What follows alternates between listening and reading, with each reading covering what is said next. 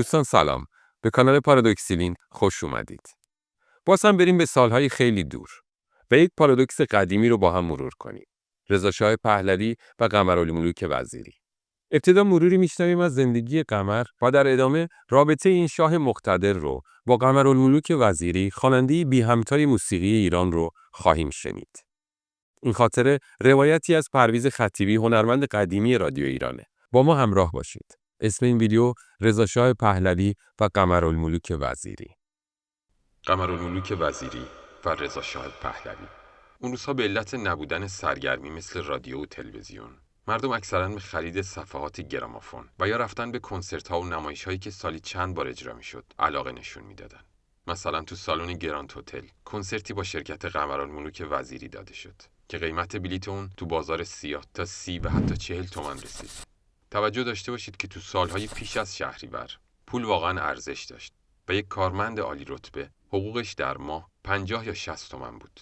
اون شب من قمرالملوک رو واسه اولین بار دیدم. وقتی پرده کنار رفت، قمر تو یک ماه مصنوعی نشسته بود و اعضای ارکستر تو قسمت پایین بودند. این دکور جالب که اون موقع بسیار مورد توجه قرار گرفت، کار تالبورگ، هنرمند آلمانی بود که بنا به دعوت نکویی به ایران اومده بود و صحنه‌گردون رو برای اون ساخت. لطف صحنه‌گردون تو این بود که 4 دکور مختلف رو قبلا آماده می‌کردند و همین که پرده بسته می‌شد، در عرض چند دقیقه دکور بعدی رو جلو می‌کشیدند. به این ترتیب فواصل برنامه‌ها خیلی کوتاه می‌شد و تماشاگرها احساس خستگی نمی‌کردند. به هر حال اون شب کنسرت قمر خیلی گل کرد و گویا این برنامه یک بار دیگه هم تجدید شد. من دیگه قمر رو ندیدم تا شبی که به اتفاق اعضای خانواده‌ام به رستوران قصر شیرین تو خیابون نادری رفتیم. تا اون روز سابقه نداشت که قمر تو کافه رستوران آواز بخونه.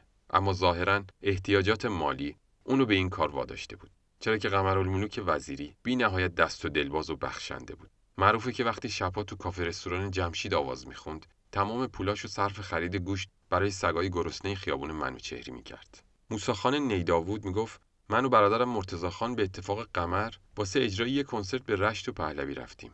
با اون که قیمت بلیت از 5 تا 20 تومن بود، ولی موقعی برگشت به تهران نه ما و نه قمر دیناری پول نداشتیم. چون بین راه قمرالملوک حاصله اون کنسرت رو به زنهایی که تو شالیزارها برنج میکاشتن بخشیده بود. و اما آشنایی من با قمرالملوک وزیری از سال 1323 شروع شد. تو اون سال من برنامه‌ای تو رادیو تهران اجرا میکردم که عنوانش قطعات فکاهی بود. زمان پخش این برنامه روزهای جمعه ساعت 1:15 بعد از ظهر، یعنی درست بعد از تموم شدن برنامه قمر و نیداود بود. وقتی قمر و نیداود از استودیو بیرون می اومدند، من و قنبری و اعضای ارکستر داخل می شدیم و طبعاً با هم سلام علیک می کردیم. قمر اونقدر مهربون و خوشرو بود، اونقدر خودمونی و به اصطلاح خاکی رفتار می کرد که همه رو مجذوب می کرد و طبعاً من هم جزو کسایی بودم که به سوی قمر کشیده می شدم. چند ماه بعد از آشنایی من و قمر، عروسی خواهرم پیش اومد و من یک روز تو همون راهپله‌های استودیوی رادیو از قمر خواستم که تو مجلس جشنی که تو خونه ما برپا میشه شرکت کنه. قمر با خوشرویی دعوت منو پذیرفت و روز موعود به اتفاق مرتضی خان نیداود به خونه ما اومد. پیش از اون خیلی از کسایی که میدونستن قمر تو مجالس عروسی شرکت نمیکنه به مادرم گفته بودن که تو شب عروسی انتظار اونو نکشه. ولی همون افراد وقتی چشمشون به قمرالملوک افتاد سخت دچار حیرت شدند. قمر اون شب ساعتها هنرنمایی کرد و به مادرم گفت که پسر شما مثل اولاد منه. خوشحالم که دعوتش رو قبول کردم. اواخر شب بود و قمر و نیداود قصد رفتن داشتن. مادرم تو فکر بود که به هنرمندی مثل قمر چقدر دستمزد باید پرداخت کنه و بالاخره به این نتیجه رسید که یه اسکناس 1000 تومانی تو پاکت بگذاره و به دستش بده. وقتی مادرم قمر رو تا دم در بدرقه کرد و پاکت رو به اون داد، قمر نگاهی به پول انداخت و گفت ممکنه به جای 1000 تومانی اسکناس خورد به من بدید؟ فوراً اسکناس 1000 تومانی رو خورد کردند و قمر در حالی که لبخند به لب داشت به طرف رقاصه‌ای که وسط حیاط روی تخت حوض می‌رقصید رفت و تمام پولا رو روی سر اون شاباش کرد. بعدها به من گفت نمیخواستم دست اون خانم محترمه رو، منظورش مادرم بود، برگردونم. ضمناً مایل نبودم در ازای کاری که برای تو کرده بودم پولی دریافت کنم. بنابراین راهی جز این نداشتم که پولو بگیرم و روی سر رقاصه بریزم. این حادثه باعث شد که من بیش از پیش مرید قمر و طرفدار پر و پا قرص باشم. تو سالهای آخر عمر قمر توی یه حیاط کوچیک تو فرح آباد ژاله زندگی میکرد و خونش اکثراً پاتوق طرفدارای بیشمارش بود. من و 2 تا از دوستای شاعر و نویسندم هر شب جمعه به خونه قمر میرفتیم. یه شب موقعی که من می‌خواستم با کبریت سیگارم رو روشن کنم، قمر به عنوان نصیحت به من گفت بعد از آتیش زدن سیگار بلافاصله دودو وارد ریت نکن، چون همیشه اولین پک همراه با دود گوگرده. در مورد زندگی قمر و مردانی که با اون ازدواج کردن، شایعات زیادی به سر زبونها بود. اما خاطره‌ای که الان تعریف می‌کنم، از زبان موسی‌خوان نیداود شنیدم. نیداود میگفت تو ایام جوانی قمر از جمله عشاق سینه چاک و یکی هم یه مرد عیسوی بود که همه اونو به اسم موسیو اصغر میشناختند. موسیو اصغر که گویا به قمر پیشنهاد ازدواج داده بود، حاضر نبود که تن به آداب و رسوم مسلمونا بده. ولی بالاخره ناچار شد که به خاطر عشق قمر مسلمون بشه و بعد هم توی بیمارستان اقدام به عمل ختنه کرد. بعد از انجام عمل ظاهراً به علت قصور پزشک زخم موسیو اصغر ماها التیام پیدا نکرده بود و موسیو اصغر از یه طرف از فراق معشوقه و از طرف دیگه از درد رنج می‌برد. این داستان یعنی ختنه شدن موسیو اصغر به زودی تو شهر پیچید و مردم از چهارگوشه شهر هر روز به چهارراه عزیزخان محل اقامت موسیو اصغر می‌رفتند و از اون عیادت می‌کردند. نیداود همچنین تعریف می‌کرد که یه شب تو خونه تیمورتاش وزیر دربار مقتدر رضاشاه دعوت داشتیم.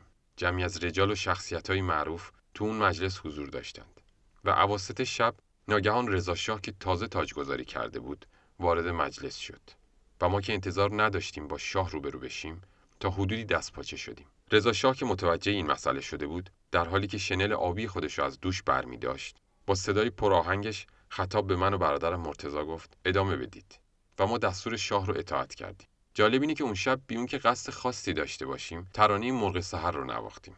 مرغ سحر که آهنگش از مرتضی و من و اشعارش از ملک الشعرای بهاره، در واقع ترانه‌ایه که استاد بهار برای مخالفت با رضا شاه سروده. بهار تو دوره چهارم مجلس جزو طرفداران رضاخان سردار سپه بود، اما بعد از به قدرت رسیدن اون احساس کرد که شاه حکومت دیکتاتوری به وجود آورده. بنابراین راهی جز مخالفت نبود و چه راهی بهتر و موثرتر از سرودن شعر روی آهنگی که تو اون روزگار زبون به زبون سینه به سینه حفظ شد و امروز هنوز یکی از برجسته‌ترین و قشنگترین ترانه هاست. وقتی هنرنمایی قمر تموم شد، رضا شاه کمی با رجال حاضر تو مجلس گفتگو کرد. بعد هم به سراغ ما اومد و قمر و مرتضی و من مورد محبت قرار داد و رفت. بعد از رفتن شاه، تیمورتاش با چهره‌ای برافروخته به مرتضی اعتراض کرد که چرا این آهنگو اجرا کرده و قمرالملوک فوراً جواب داد که این پیشنهاد من بود و گناهی متوجه برادران نیداود نیست. به این ترتیب قمر ما رو از یک مخمسه بزرگ نجات داد وگرنه ممکن بود تیمورتاش من و برادرم رو به زندان بندازه. چند ماه بعد از اون شب که ترانه مرغ سحر بر سر زبونها افتاد و عجیب این که به خاطر شخصیت قمر شهرداری محلی مختاری در صدد جمع‌آوری صفحه بر نیومد و صفحه مرغ سحر به تعداد زیاد و به قیمت گزاف به فروش رسید. قمر تو روزهای آخر عمر بسیار نحیف و ضعیف شده بود. آخرین بار که اونو دیدم تو خونه کوچیکش روی تشک نشسته بود. خانمی که همدم و همخونه او بود اظهار نگرانی میکرد و میگفت اصلا چیزی نمیخوره. اعتیاد کاری با اون کرده که گفتنی نیست. و بعد اضافه کرد که با این بگیر و ببند خدا پدر وزیر بهداشت رو بیامرزه که واسه خانم قمرالملوک سهمیه مورفین معلوم کرده. و هر 2 هفته یک بار من میرم و سهمیه‌اش رو میگیرم. دیگه نتونستم به خونه قمر برم تا روزی که شنیدم چشم از جهان فرو بسته. دوستان و علاقمنداش جنازه اون رو با انجام تشریفات لازم تو گورستان ظهیرالدوله دفن کردند. قمر در حقیقت سالیان دراز یک تاز میدون هنر بود و به گمان من هنوز هم کسی نتونسته خودش رو به پای اون برسونه. دوستان در اینجا به پایان این ویدیو پارادوکس میرسیم. با انتشار این ویدیو بین دوستانتون باعث دلگرمی کانال ما میشید. تا یک ویدیو و یک خاطره دیگه شما رو به خدای بزرگ میسپاریم. وقتتون بخیر و با امید دیدار.